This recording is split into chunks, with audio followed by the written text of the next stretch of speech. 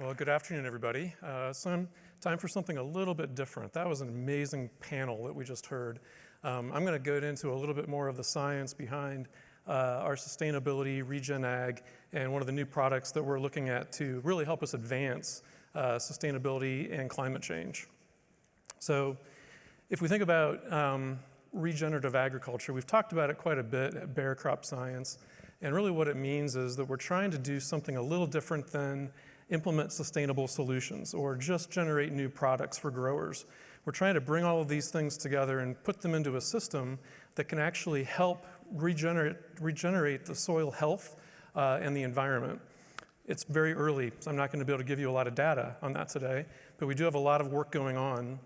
And one of the things that we've had to look at is one example in corn, especially in North America, mostly the Americas in general.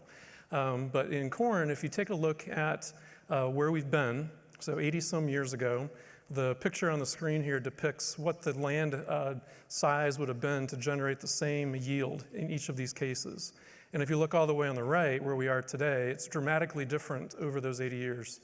But what's been happening to get us there is that we've been able to control insect pests, provide new crop protection molecules, new herbicide tolerance traits into crops like corn. And that's done an amazing job. If you think about the 80 years in development of our corn across the world, between our genetics and innovation, we've done a great job of getting to a point where we can produce more with less.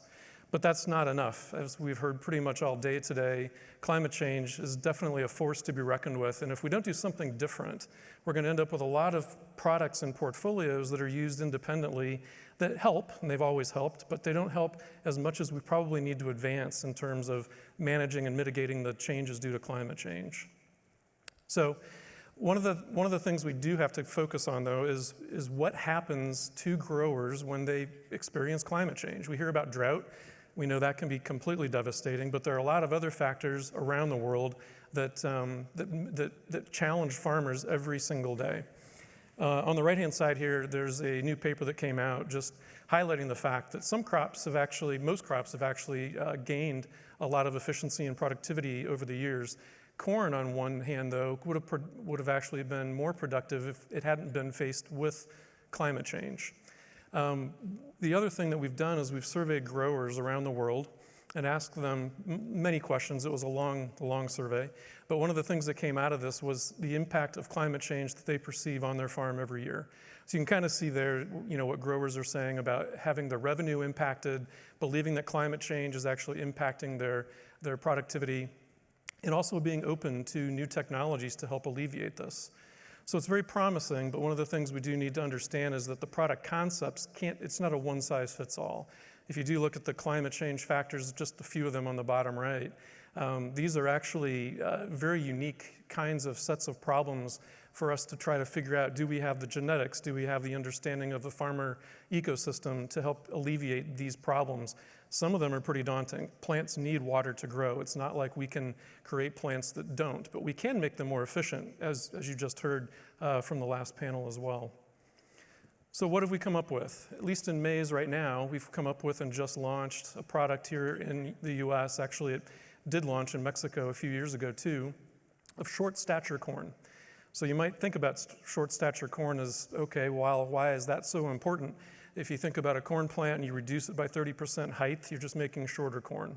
Well, what we're finding out is that when you have strong storms, and we're getting more and more of those across the Midwest, they're called derechos. They're straight line winds up to 70, 80 miles an hour, and they can flatten entire fields of corn.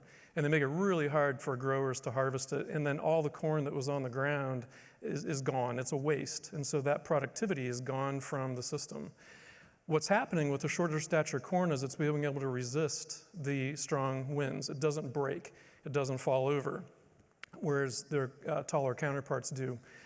So that's been the big advantage, and that's what we thought was probably going to be the biggest advantage. It was some sort of an insurance program for growers that are experiencing these derechos every single year. Well, as we got into this a little bit more, we started thinking shorter corn means you can probably access the crop the entire season. There's equipment that you can get into when the crop is short. And so what that's allowing us to do is test the concepts that you can get in with precision applications. You can get in with fungicides, insecticides, herbicides, where you're not applying it to the entire field, you're applying it to where the problem is. So this has been a real benefit to us, and we're thinking through what those systems look like and how to make almost prescriptive recommendations to growers using digital tools, imagery of how to manage every acre of corn that they have almost uniquely compared to what they've been able to do in the past. What's really cool about this is on the far right-hand side. As these shorter corn plants grow, they're actually putting more energy into their root systems. And so what we're seeing is that the root proliferation is bigger, and under severe drought, or moderate drought even, corn plants are able to scavenge the water and the nutrients in the soil that they're planted into. And so we're actually seeing the corn plants are shorter, withstanding wind. They're getting access to water that they might not have had before, and they're also able to get to nutrients, which could in the future get us to a point where, fewer nutrients are actually needed in this cropping system. And when you go a little bit further, and this is where more research is ongoing, you think about corn, soy rotations, cover crops in the middle, you can begin to put the pieces together of crop inputs, the genetics and the new product innovation that's coming with these kinds of plants for the future, and really see a big change in the agro-ecosystem that could be adaptable around the world. We believe in that so much that we're actually using 3 different ways to get to shorter stature corn. The first way is through conventional breeding, and that's what's been launching. The second way is through biotechnology, which makes the production of these plants a lot easier. And then the third way, which we're still working on in discovery, is using genome editing to get to the point where we can create the shorter stature corn plants that could be grown in geographies that don't currently today allow biotechnology to be cultivated. So when you take that in sum, we can probably access around the world where maize is grown the opportunity for growers to experience this kind of a sustainability play as one tool to get us to more of a regenerative agriculture type ecosystem.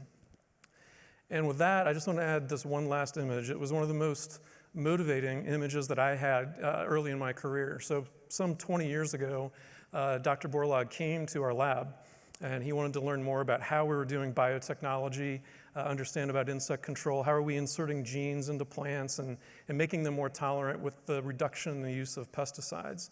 But one thing he did impress upon us was that while that's great, and we have to keep doing it, but we can't forget about the impact that climate change is going to have on our cropping systems.